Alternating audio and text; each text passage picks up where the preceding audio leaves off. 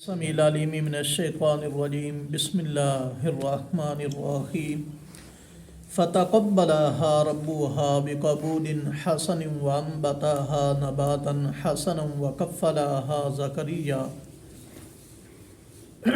حضرت مریم علیہ السلام کی والدہ نے جو دعا مانگی اللہ تعالیٰ نے اس کو قبول کیا۔ فتقبلها ربها، پس اس دعا کو اس کے رب نے قبول کیا، بقبول حسن، بڑے اچھے طریقے سے قبول کیا، وانبتها نباتا حسنا، اور پھر اللہ تعالیٰ نے ان کی پرورش بھی بڑے بہترین ماحول کے اندر بڑے اچھے انداز میں کروائی، اور بہت ساری خوبیاں ظاہری اور باطنی حضرت مریم علیہ السلام کے اندر اللہ کریم نے رکھی۔ وَكَفَّلَهَا زکریا، اور ان کی کفالت حضرت زکریا علیہ السلام وقت کے پیغمبر نے کی۔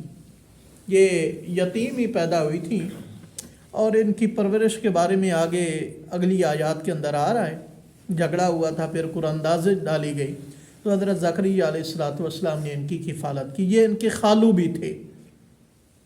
رسول اللہ صلی اللہ علیہ وسلم نے خالہ کو ماں کی طرح قرار دیا ہے۔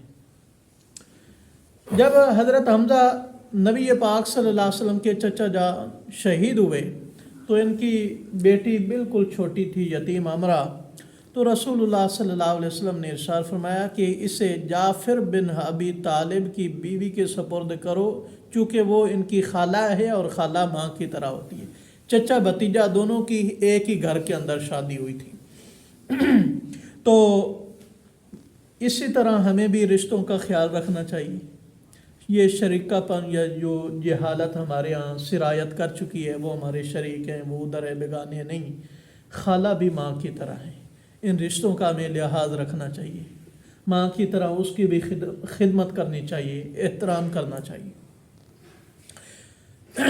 کلما دخل علیہ زکریا المحراب وجد عندها رزقا، تو جیسے تھوڑا سا بڑی ہوئی حضرت مریم علیہ السلام تو ان کے لیے بیت المقدس کے پاس ایک خاص کمرہ بنایا گیا ان کی عبادت کے لیے، اور اس کے تالے کی چابی حضرت زکریا علیہ السلام کے پاس تھی، ادھر اور کوئی آ جا نہیں سکتا تھا، کھانا پینے کا انتظام بھی ان کے پاس تھا۔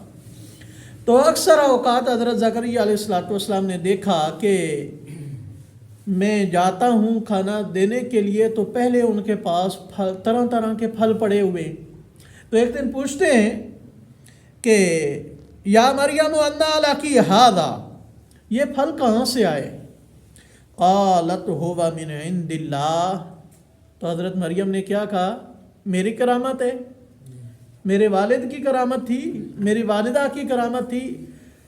جناب خالو جان وقت کے پیغمبر آپ ہی تو بھیجتے ہیں، نہیں، کیا فرمایا؟ ہوا من عند اللہ، یہ کس کے پاس سے آتے ہیں؟ اللہ کے پاس سے آتے ہیں۔ اور پیغمبر کی یہی دعوت تھی اور یہی تربیت تھی علیہ السلام کہ انہوں نے اللہ کا تعارف کروایا ہے، اللہ کی پہچان کروائی ہے۔ تو بے موسم پھل اور آنا جانا بھی کسی کا نہیں ہے، تو فوراً وہ جو امید تھی، جیسا کہ حضرت سورہ مریم کے اندر ہم پڑھیں گے کہ چپ کے مایوس نہیں ہوئے، دعائیں مانگے جا رہے ہیں، بے شک بڑھاپا آ گیا لیکن مایوس نہیں ہوئے۔ تو ذہن میں خیال آیا جو اللہ بے موسم پھل اور بغیر کسی واسطے وسیلے کے مریم کے پاس پہنچا سکتا ہے تو بڑھاپے کی عادت میں مجھے اولاد بھی دے سکتا ہے۔ تو آگے حضرت مریم کہتی ہیں ان اللہ یرزق من یشاء بغیر حساب، بے شک اللہ تعالیٰ ہی رزق دیتا ہے جسے چاہتا ہے بغیر حساب کے۔